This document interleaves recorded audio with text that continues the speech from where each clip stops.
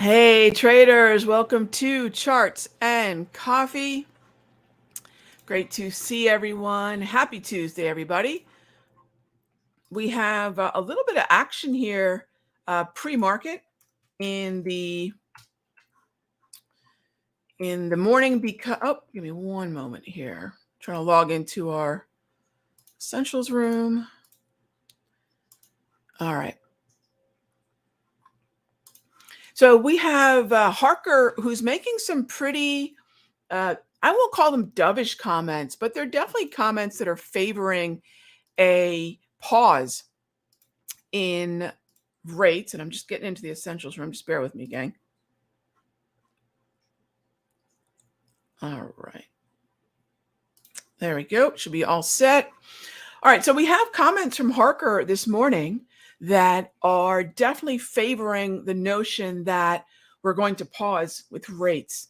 Everything from inflation should be cooling off and comments about GDP also cooling off. That's a 1-2 punch from a macroeconomic rate of change standpoint that says, hey, we can't keep hiking rates. We're slowing down growth, and we can pause, right? So we can't hike, we can pause. Same punchline, because slowing growth and dropping inflation. So those are going to be pretty important comments. We'll see if the data is going to really basically confirm some of those comments, and whether or not other members are also as favorably, publicly favorable of the pause. That's where we are, gang. So hot zones that are data related are far easier to trade because we get a headline number and initial reaction with volatility, and then we're able to move on. When it comes to speeches, right, those are going to be a little bit trickier, but they are hot zones nonetheless. Overall, Harker didn't do enough really to get the overall movement lower on the S&P, break that movement lower. This is still a fairly choppy to slightly bearish S&P. And here we go on the 5-minute. You can see we were trying to rally, and then it's just been a little bit of a mess. No issues, though, in terms of, what does this mean for August? Absolutely nothing. August is choppy, right? One of the things that we spent a lot of time yesterday doing in the mastery, aside from looking for new swings where we could take advantage of maybe a 1 hour move. And where is my 5-minute chart? There we go. We could take advantage of 1 hour moves for very short-term overnight swings. We day traded. We day traded a lot yesterday. I think we had 5 different day trades. Now, gang, I don't want anyone thinking day trade means in and out, in and out, in and out. It doesn't. I'm not a scalper. Nothing wrong with it, but that's not what I do. What we try to do is find the most likely candidates for trends. So I'll give you an example. Yesterday, we focused on Johnson & Johnson. That was the bulk of our interest in healthcare. And while healthcare is a really illiquid option chain, when you take a look at trading XLV options, there's not a whole lot of open interest. However, Johnson & Johnson is both liquid and affordable. So I prefer Johnson & Johnson to UNH, right? This is a scalable mindset. A small account can afford Johnson & Johnson. A large account, frankly, like myself, I can afford a lot more. So we had some traders that might take 2 options, 2 calls in J&J. Others like myself, we might take 2 or 3 dozen options in Johnson & Johnson. So think about what some of those stock proxies are and how you're building that overall watch list. And if you're focused on low-cost, scalable options, again, there's a lot more flexibility that you can build into your trading plan. So this is one of our preferred ways to play what's been going on with healthcare. Financials have been another corner that we've been looking for outperformance. So again, do we have to force trades in the indices? Do we have to push the indices for clarity? We don't, right? And this is where, if you are a fan of the ES, as I am, if you're a fan of the SPY, also as I am, or even the SPX, please remember, this may not be a great environment for those kinds of trades. So if your bag of tricks is basically, how do I trade the S&P this morning? That's going to be a limited watch list. How do you expand that watch list? relative outperformance, gang. And that really is the key. And it's as simple but multisyllabic as that may be, right? Relative performance really is the way in which we can look at index to sector to stock and find the best example of an uptrend or a downtrend. All right. So let's get into the questions. As always, if you have any, type them on in. And let's jump into the first one of the morning from Stephen, who asks, can I define cash account, please? Yeah, of course. So cash account means no margin. That's it. So when you're going through your process of opening up a trading account, you don't need margin. When I trade in the Sector Secrets Mastery, my day trading accounts, my swing trading accounts. So when people ask, Rog, how many accounts are we talking? Again, I have personal accounts and I have accounts that track and mimic what's going on in my mastery, whether that be the day trading or the swing trading. And they look virtually identical, but they're two different sizes, right? So all four of those are cash accounts because I'm trading options, long calls, long puts. And by using a cash account, I don't have to worry about pattern day trading issues. And so, just when you're going through that process, just don't opt for a margin account. I don't believe margin accounts are necessary to day trade or even to options trade. I don't like to trade spreads. I think they can be unnecessarily complicated, difficult to understand and follow, and time consuming to build. But I can buy a long call or long put like that. And that's exactly what we did in Johnson & Johnson, TLT, Wells Fargo. We had 5 day trades yesterday, all options, although our TLT could have been a ZB 30-year futures trade as well. But even then, I'm using simple order types like limit buys, right? So we really try to slow things down. World's most boring day trader right here. And I take that. I'm proud of that title. So yeah, I would just go with the cash account, Stephen. And then I tell most of my traders, if you can come to the table with about 5K, you're relatively adequately funded. Anything less than that, it's like starting a business with no money. If you had a buddy who was starting a business on a shoestring budget, could they make it? Yeah, they might. Are they going to run into issues that could destroy the business? Absolutely. Again, trading is no different. A lot of times when people come to me with very small amounts of, hey, Rog, I can put a small amount of cash into account. Can I trade? I will usually say, keep saving, come on back, use the free resources we make available, use the free tools that I make available, come on back when you're adequately funded to really make a run at becoming a trader. So cash account for sure. All right, next up, how does DVN look on the daily for swings? Robert, if I'm going to swing trade, that is a trend following trade. Those of you that have signed up for the mastery, you have this multi-trend at the bottom of your layout that we supplied to you. That multi, if it's not green, there's no swing for me. So bottom line is, Robert, no on Devon, but there might be others, right? So specific to Devon, no daily swings there, no.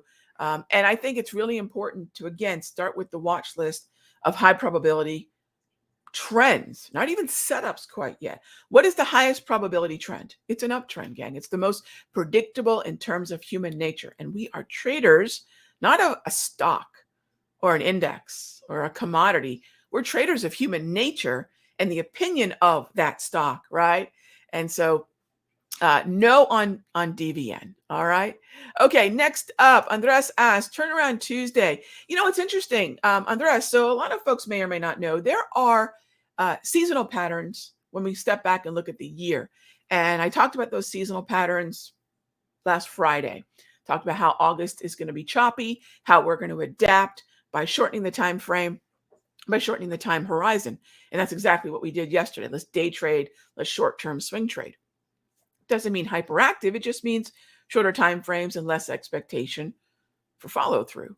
Turnaround Tuesday is sort of related to seasonals, but it's something that I believe Larry Williams coined intraday seasonals. And I studied those many, many years ago, actually decades ago at this point. And there are tendencies, but to say that every Tuesday is a turnaround Tuesday would neglect the typical weekly pattern. So in order to understand a turnaround Tuesday, we have to understand the previous week's action. There are signs from the previous week that tend to lend themselves better to some of these intraday, more day trading friendly seasonals, Andres. And so we have to look at the previous week in order to do that. All right, next up is do we close the this Jack? Oh, is the trial closed? It should be. It should be. It ended at midnight yesterday. If they haven't closed the link yet, it probably will be closed any moment now. And the reason we do that, gang, is well twofold. We're bringing in hundreds of new members. The only way to make sure that this month is a meaningfully helpful month is to take folks who are starting roughly within a few days of each other and take them on the same journey throughout the month of August in terms of the lessons, the trades, and all the sessions that we have planned. So yeah, if it isn't already closed, it should be at this point. So yeah, I imagine, yeah, we've been talking about it for about a week. Yeah, midnight Monday, I think they sent out an email yesterday evening. So again, looking forward to seeing all of you that did sign up for the trial. It's going to be a great month. It's been a great, yesterday I had to do this really weird thing. I had to tell the members in the Sector Secrets Mastery, please do not expect this to be typical. And it wasn't because we were losing. It's because we haven't had a loser in, bought 4 sessions? That's not normal. And all of a sudden, I'm kind of worried because a win rate should not normally be at 100%. That's not even the goal, right? I know that if my win rate it gets too high, we're either on a great streak because markets are really behaving well, or I'm taking profits too soon. Right now, the markets are just really behaving, and a relative outperformance watch list like Johnson & Johnson, like TLT, like Wells, things like that we did yesterday are working really, really well. But I had to tell everybody, I said, gang, this is not normal. We are going to lose eventually, and the best loser wins, as the saying goes. So far, so good. It's been a blast getting to meet a lot of new folks and get to see where everyone is in their trading journey. So ZB gaps up this morning. Gang, if you've been following the newsletter, top tier outlook, we're not talking about analysis, about catastrophic drops or overly optimistic targets. Targets are not trades. The path to the levels are the trades. And one of the things I've been telling traders and explaining in the newsletter is, yes, we had the Bank of Japan. That definitely came out of left field. And I explained in this issue of Top Tier Outlook. And my trial folks, make sure you check that out. That's part of your trial package. I said, look, yeah, the Bank of Japan did impact, but as we expect the Federal Reserve to pause, and pauses precede the eventual rate cuts, March to May of next year, potentially, ZB and ZN, the 10-year and the 30 and 10-year futures contracts, and then TLT and IEF should start to slowly put in a bottom and move higher, right? So I've been cautioning traders about getting too bearish in terms of that Bank of Japan drop in this current environment. So keep that in mind. But I will also say this, green eggs and ham, I've been avoiding longer term expectation of follow through in ZB. We day traded the TLT, we day traded ZB yesterday, which was a great day trade, but I'm going to still leave the longer term daily alone, maybe 5 minute, maybe 1 hour, and we'll just continue to go forward from there. Remember, gang, August is a different creature than July. And a lot of traders coming out of July don't realize that July historically, the last 5 years, is a very bullish, really bullish month. But August is chop suey. I mean, it's the spin cycle in the washing machine. So we want to change the way we expect and trade follow through. So keep an eye for that. Question is, do you need margin accounts for spreads? You do, Stephen, but I don't trade spreads. I'm not a fan. Don't use them. Don't think traders need them. In fact, I think they're probably some of the most misused types of strategies out there, because most traders use spreads in, first of all, this assumption that if you trade a spread, you can't lose. Wrong.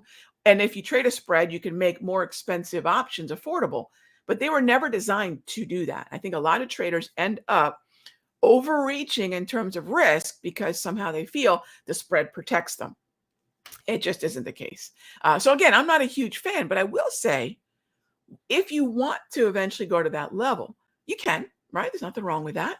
But get your skills tight, right? On just buying calls and puts. If you can get the timing of calls and puts down, then going to spreads is going to be easy. But if you don't get the timing of buying calls and puts down first, selling premium is not going to fix errors on the directional debit side. Listen to me now, believe me later. I'm not a fan. All right, Apple. And by the way, it makes trading pretty darn complicated. I can explain to anybody, right? My mom thinks a microwave is a computer, but I can explain to her how to buy a call, right? It is pretty simple. All right, so question here on Apple. Hey there, Tommy, how are you? Where will Apple find a bottom? I have no idea, Tommy. I don't try to ever bottom pick. I mean, just imagine what bottom pick brings to mind. It's not even something I want to do. Right now, we have broken the uptrend. So I would say, Tommy, I'm not even going to think about a low or a bottom in Apple. So that would be really oversold. At what point does Apple give us signals that it's oversold? So I know what to look for, right? Do I know where it's going to happen? Absolutely not. We are a pitcher at the plate. Think of it this way. I know the market's going to throw something my way, right? Not the pitcher at the plate. We are a batter at the plate. So I know the market's going to throw something my way. So think of it like this. And where's my favorite image of what trading is to me? Here it is. So that's us, right? That's us. And the market's going to throw something. It's my job to recognize whether that pitch is in the zone where I have that really good batting average, right? So for me, that actually then becomes tactically an oversold stochastic. I want to see a minor low. And if I start to see those kinds of signals, if that's the pitch, that I get, then I can start thinking, all right, Apple might be ready to form that bottoming pattern. So thanks for the question. All right, moving on over to our essentials room. The newsletter, Papillon, it's I don't think it goes out as an email, but I'm not entirely sure. If you're part of the trial, which I believe you are, my friend, we have alerted that in the room. So if you go to the alerts in the room, or if you have the Simpler Trading, mobile app, just go to the alerts and you'll be able to grab the alert that I sent out to our members there. If you're on the Simpler Trading dashboard, take a look at the dashboard and you will have access to something called the Top Tier Outlook. And when you go into the dashboard, actually, let me bring it up here. Here we go. So everyone can kind of see what it is. So when you're at the main member dashboard for everything, right? You're looking at the different services that you might have. Scroll on down, right, till you get to the premium reports, and scroll on down till you get to the premium reports. You're going to see the menu on the left column, and then there it is, top tier. And if you're right now a member of the trial or of the Sector Secrets Mastery Room, you click on that, and you will get that Top Tier Outlook dashboard where you'll see video replay for Fridays, and then the current issue. Okay. All right. So next up is from our essentials room. Why are bonds going up? Yields are dropping. It's just really that simple. As yields drop in anticipation of the Fed pause, as long as there's nothing else causing yields to rally, right? So when yields go up, the ZB, the ZN, TLT, they go down. When yields are dropping, these markets go up. So the direction of the market that we trade is inverse to the direction of yields. And when Harker, FOMC member Harker, comes out and starts talking about lower GDP and lower CPI, and that they need to be, and I'm trying to look at what the rest of his comments were. Let's see. Our forecast is not that inflation might spike back up, favors a pause. GDP is resilient, but they expect it slightly lower. That's also favoring a pause. Then he just flat out says the Fed will need to hold rates steady for a while. Pauses precede cuts. So that's not hawkish at all. That's basically, we're not going to hike, but we're not in no rush to cut quite yet, which is in line with the data that we can all access over at the CME Group website, which is the target rate probabilities. And I went into a pretty decent little explainer on target rate probabilities in the current issue of Top Tier Outlook, which is how do we know what to expect in terms of rate decisions? There's a futures contract for that. And so we are expecting rates to hold steady. We meaning traders, investors, what the target rate probabilities reflect based on the Fed Fund futures contract till looks like March to May of next year. All right, so that's the way that I would be looking at the. Hang on one second, gang. Hey, bot, the Essentials room is acting up on me, so it just booted me out for whatever reason. So I'm just not in there right now. Sorry about that, Essentials folks. All right. So next up, when I looked at the multi-trend, I looked at the 2-year 1-day chart. Is that because the trader was asking for a swing? I don't. Yeah, they asked for the daily chart. Bolton? Yeah, they asked me for the daily. That's why I looked at the daily. I believe they asked me about a daily swing.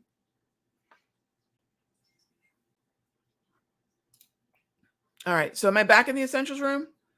All right. There we go. Okay, cool. It's working. All right. So then the reason I went to the dailies, I believe the question was about the daily. Besides XLF, XLV, and XLK, hi there, Raphael. Is there any other heavy ETFs to check with the ES? Those are the main ones that I would check with the ES. Yes. All right. Yeah, what a problem winning. It is, it's funny. It is because you know what happens? We are eventually going to lose. And for me, losing well is the hallmark of good trading. And a good trader, if not a great trader, doesn't mind talking about losses. I love talking about losses. And I don't mean this to be braggadocious. I don't lose a lot, right? But I know it's the most important thing I can do. Is it fun? No, gang, it's not fun to talk about losses. It's not fun to lose. But if we get great at controlling risk, we definitely can move the needle in our trading. And it's that side of trading that we never want to talk about, but it's the most important thing to talk about, isn't it? Yeah, what a problem. What a problem. Walter says, I'm too humble. Oh, believe me, I'm not. In the sector stock roadmap, it's such an eye-opener. Yeah, Walter, I think a lot of traders end up having a favorite list of stocks. And oh my gosh, I've run way over on the show. My apologies. Let me wrap it up. I think index sector stock is what I've been teaching for decades now, is really very important because of the way in which the indices and the sectors are high concentration weighted. It's in reaction to the composition of the sectors and indices that we trade. All right, gang. Thank you as always for being a part of Charts and Coffee. Sorry for some of the tech issues. As always, I appreciate your time. I'll see you tomorrow, same time, same station. Be good to each other, gang.